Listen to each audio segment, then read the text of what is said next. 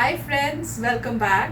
तो फ्रेंड्स, आज का जो वीडियो है वो है विकास खल्लास, शहीदों को मिला इंसाफ, विकास दुबे इनकाउंटर। तो फ्रेंड्स, इसके बारे में तो आपके थ्रू ही पता चला है, मुझे कोई एज सच नॉलेज नहीं है। कुछ हस्बैंड ने बताया था अभी रिसेंटली, पर वो डेप्थ में नहीं बताया था, क्योंकि मैंने सिर्फ ये पूछा कि ये इसमें ये क्या बात है, कौन है। तो पहले वीडियो देखेंगे, उसके बाद इसके बारे में बात करेंगे। तो फ्रेंड्स, अगर आप हमारे इस चैनल पर नए हो और आपने अभी तक सब्सक्राइब नहीं किया है तो जल्दी से सबसे पहले आप सब्सक्राइब के बटन को क्लिक कर लो, बेल आइकन को हिट कर लो, ताकि आपको हमारे सारे न्यू वीडियोस जैसे हम अपलोड करें उनके नोटिफिकेशन मिल जाएं। और वीडियो देखने के बाद अगर पसंद आए तो करना लाइक और शेयर करना ये वीडियो अपने फ्रेंड्स और फैमिली के साथ। तो चलो फ्रेंड्स, स्टार्ट करते हैं आज का ये वीडियो। नमस्कार, जय हिंद। मैं हूं रौनक और आप देख रहे हैं फन तंत्र। पता नहीं चल रहा है ये हकीकत है या नेटफ्लिक्स पर कोई गैंगस्टर मूवी देख रहा हूं। एक हफ्ते पहले यूपी में एक एनकाउंटर में 8 पुलिस वाले शहीद होते हैं और हफ्ते के अंदर पुलिस ने विकास दुबे समेत उसके एक एक गुर्गे को नर्क पहुंचा दिया है। पुलिस की पकड़ में आने के महज 12 घंटे के अंदर विकास दुबे का एनकाउंटर हो गया। बहुत से लोग इसके एनकाउंटर को फर्जी बताकर इसका विरोध कर रहे हैं। वहीं ऐसे भी लोग हैं जो इस दरिंदे के मारे जाने पर खुश हैं। उनका कहना है कि बेशक किसी भी अपराधी को कानून के हिसाब से सजा तो मिलनी चाहिए थी, लेकिन निर्भया जैसे मामलों में जब हम अपराधियों को कानून का मखौल उड़ाकर बार बार बचते देखते हैं तो लगता है ऐसे लोगों का यही इलाज है। मैं नहीं कहता कि एनकाउंटर सही है, लेकिन इतना जरूर कह सकता हूं कि इन्हीं अपराधियों को बाद में कानून की आड़ में जमानत लेकर चुनाव लड़ते देखने से ज्यादा तकलीफ दे और कुछ भी नहीं है। यही लोग हैं जो कल तक आम आदमी का कत्ल कर रहे थे, पुलिस वालों का खून बहा रहे थे। अगर यही नेता बनकर कल हमारे सिर पर चढ़ जाएं तो इससे ज्यादा शर्म की बात और कुछ नहीं हो सकती। इसीलिए आज अगर लोग एनकाउंटर में विकास दुबे जैसों के मारे जाने पर खुश हैं तो इसका सिर्फ एक मतलब है कि उनका इस कानून से भरोसा उठ चुका है और विकास दुबे के मामले में पुलिस के रोल पर भी लगातार सवाल उठ रहे हैं। वरना ऐसा कैसे हो सकता है कि 8-8 पुलिस वालों का मर्डर करके एक अपराधी भारत भ्रमण पे निकल गया और रास्ते में कहीं किसी के पकड़ में भी नहीं आया। वारदात के बाद वो पहले 2 दिन तक कानपुर के पास छिपा रहा, फिर वहां से फरीदाबाद आ गया, फिर 2 दिन नोएडा में रुका, उसके बाद कोटा से भोपाल शिवपुरी होते हुए उज्जैन आ गया। मतलब इतने स्टेशनों पर तो दिल्ली से भोपाल के बीच चलने वाली शताब्दी भी नहीं रुकती। इतना बेखौफ होकर तो इंडिया में कोरोना नहीं घूम रहा है। इतना बेधड़क होकर मिस्टर इंडिया फिल्म में मिस्टर इंडिया बनने के बाद अनिल कपूर नहीं घूमे थे, और इसको देखो। और विकास दुबे सिर्फ घूम नहीं रहा था, वो रेस्टोरेंट में रुक के राज कचौड़ी खा रहा था, अपनी भाभी की मौसी के घर में अपनी मेहमान नवाजी करवा रहा था। मतलब इतना सेलिब्रेट तो बोर्ड एग्जाम के बाद बच्चे नहीं करते जितना ये बंदा अपना मुंह काला करवा के कर रहा था। अरे कैसा है भैया! और ये कौन से रिश्तेदार हैं भाई जो जान हथेली पर रखकर ऐसे लोगों को अपने घर पर रुकवा लेते हैं? हमारे वाले रिश्तेदार तो चाय का कप तोड़ देने पर रिश्तेदारियां खत्म कर लेते हैं। फेसबुक पर ऐसा वैसा स्टेटस डाल दो तो वो गोत्र से निकलवाने की धमकी देते हैं, और यहां एक कातिल को उसकी भाभी की मौसी अपने बेड के नीचे छिपाने को तैयार हो जाती है। भाई मजाक अपनी जगह, मगर यह बात सच में हैरान कर देती है कि जिस आदमी को पकड़ने के लिए एक स्टेट ने अपनी पूरी पुलिस फोर्स लगा रखी है, वो 6 दिन तक पूरे पुलिस महकमे को चकमा देता रहा। उज्जैन के बारे में भी क्लियर नहीं है कि उसे वहां पकड़ा गया है या उसने सरेंडर किया। वरना ऐसा कैसे हो सकता है कि इन 6 दिनों में अक्सर पुलिस के पहुंचने से पहले ही वो भाग जाता था पहली फुर्सत में।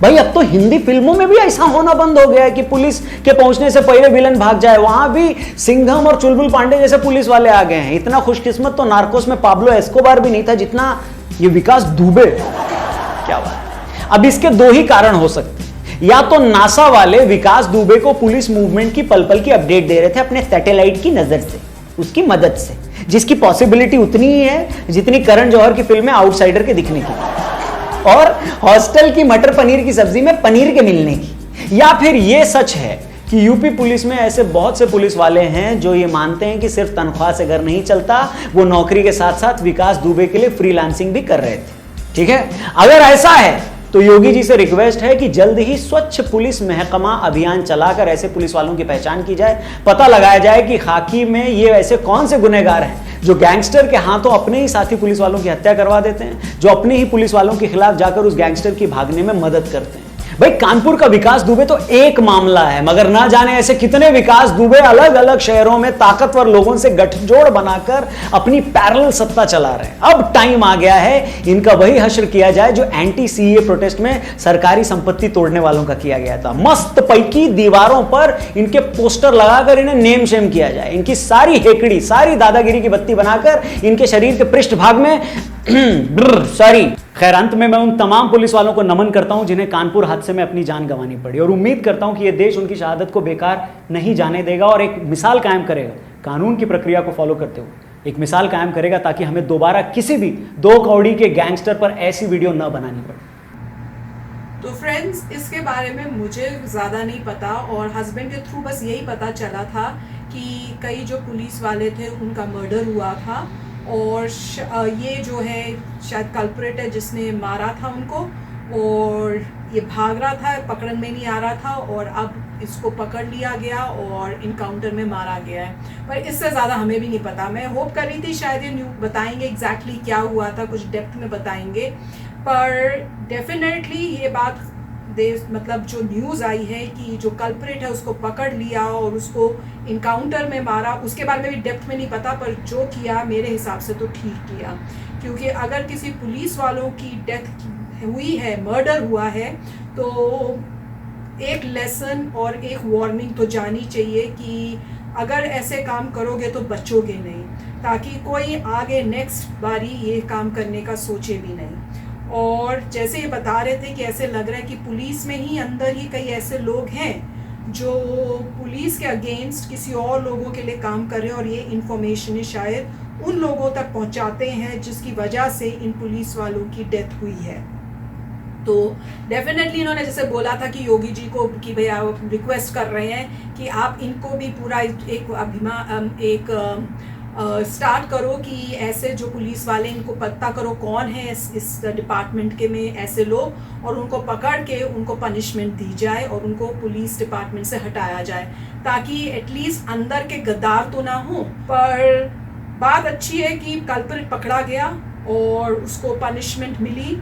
अब ये इनकाउंटर कैसे हुआ, किस वे से हुआ, वो तो मुझे पता नहीं। क्या वो भागने की कोशिश कर रहा था या उसकी कोई एक चाल थी जिसकी वजह से, जैसे वो कह रहे थे ना कि जैसे पकड़ा गया, ये भी नहीं पता चला कि कैसे पकड़ा गया, कैसे पता चला, क्योंकि इसको तो पहले से ही खबर आई जा रही थी कि कहाँ कब पुलिस कहाँ आ रही है। वो पहले ही भाग जाता था पुलिस के आने से पहले ही, और उसको हंसी में ये बोला कि क्या यूएसए की कोई सैटेलाइट जो है वो पता कर करके इनको इन्फॉर्मेशन दे रही थी। ऑब्वियसली वो तो बात नहीं होगी, पुलिस का ही कोई आदमी होगा जो ये इन्फॉर्मेशन देता होगा, जो इस डिपार्टमेंट में होगा, जिसका काम होगा इसको पकड़ने का।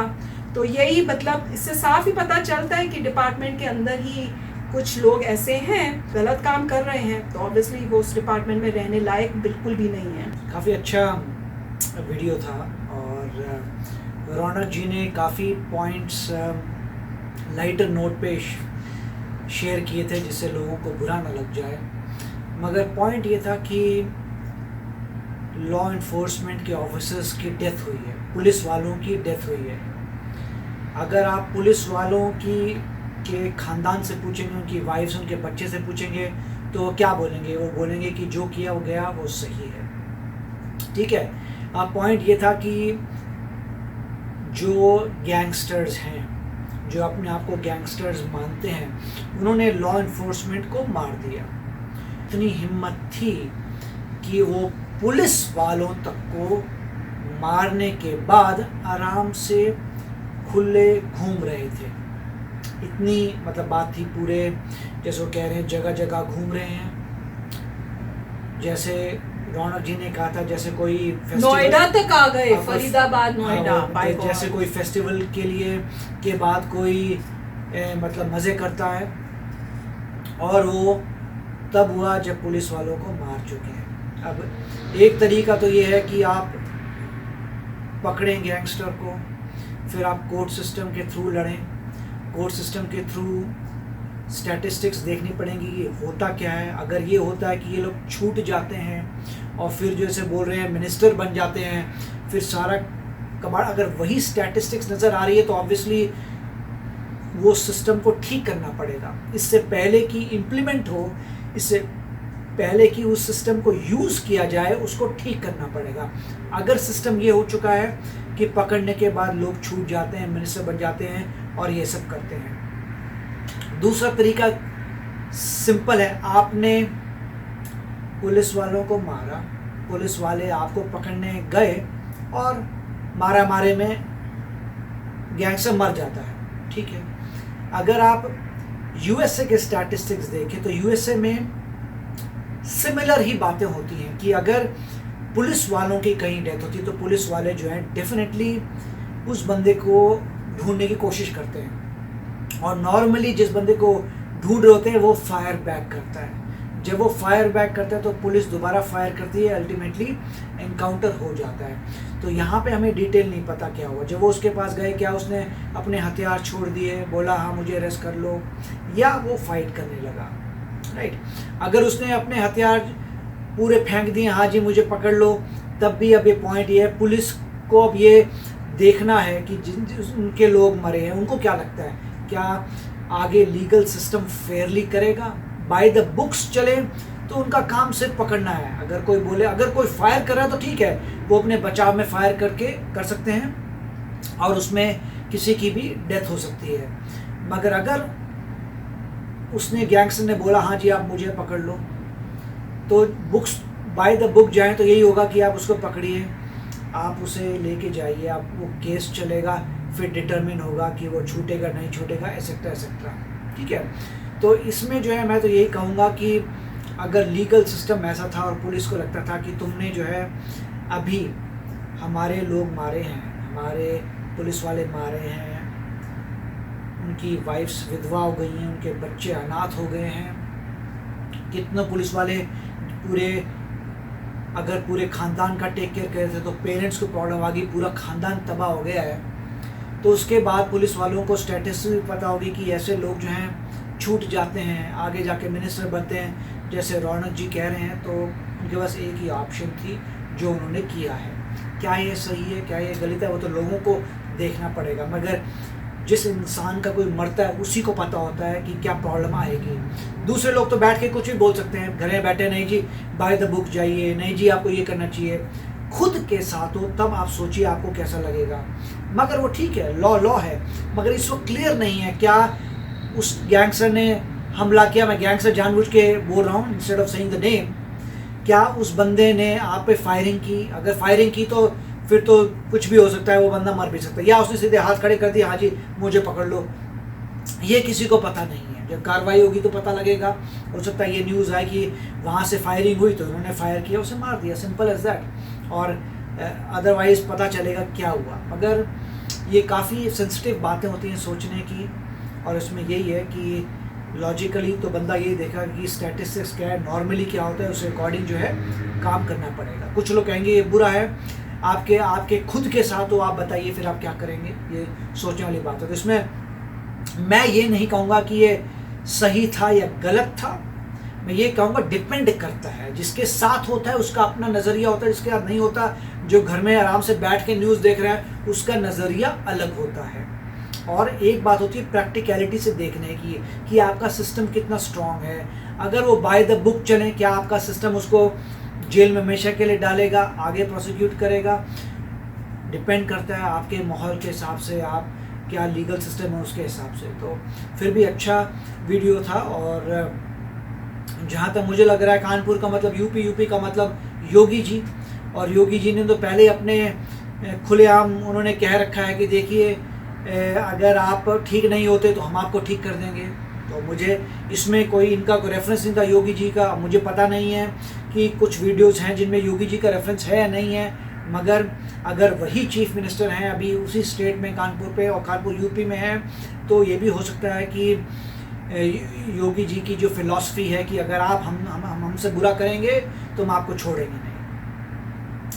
बस इससे ज़्यादा मैं कुछ नहीं कह सकता। और मेरे को यही लगता है कि जिस इंसान के साथ बीती है वही अपना कुछ एक्सप्रेस कर सकता है। और आप भी एक्सप्रेस करिए अपने कमेंट्स कि आपको क्या लगता है कि बाय द बुक जाना चाहिए था। अगर बाय द बुक जाते हैं तो पता नहीं था उसे सरेंडर किया कि शूट किया बैक। और दूसरा, अगर आपके साथ हादसा हो तो आप क्या चूज़ करेंगे ऑप्शन? बिल्कुल। तो फ्रेंड्स चलते हैं, मिलेंगे नेक्स्ट वीडियो में जल्दी। Till then take care and bye bye. तो अगर आप मेरे इस चैनल पे नए हो तो जल्दी से सब्सक्राइब के बटन को हिट करो और बेल आइकन को क्लिक करो, ताकि आपको मेरा जब नया वीडियो मैं लगाऊं आपको उसके बारे में जल्दी से पता चल जाए।